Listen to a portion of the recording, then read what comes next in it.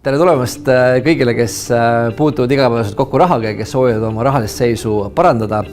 Oleme teie jaoks kokku pannud kursuse mõtteviisi muutes jõukaks.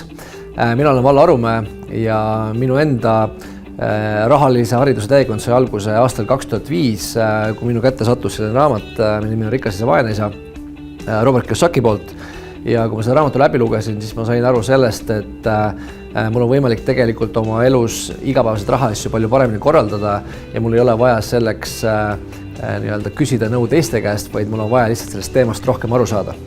Ja see raamat mind inspireeris tublisti tegutsema ja ma mõtlesin, ma hakkan nüüd kindlasti kõiki asju oma elus teisiti tegema, kuni möödus nädal aega sellest, kui ma selle raamatut olin lõpetanud ja see nihkus rahulikult öökapile ja ma ei teinud oma elus praktiliselt mitte mingisuguseid muutusi.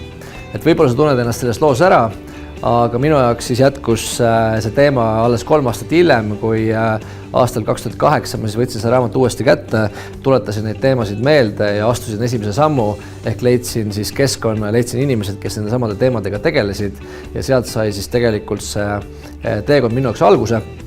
Mõned kuud pärast seda ma tegin see otsus minna Ameerikasse õppima, osaleda Robert Kiyosaki koolitusel ja pärast siis koolituselt tagasitulekut alustasin siis Eestis oma Cashflow klubi tegemist.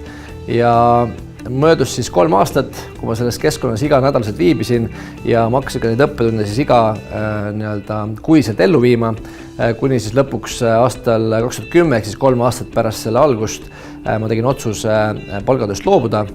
Ja mõni aeg pärast seda siis jõudsin olukorda, kus siis varad käisid minu eest tööl.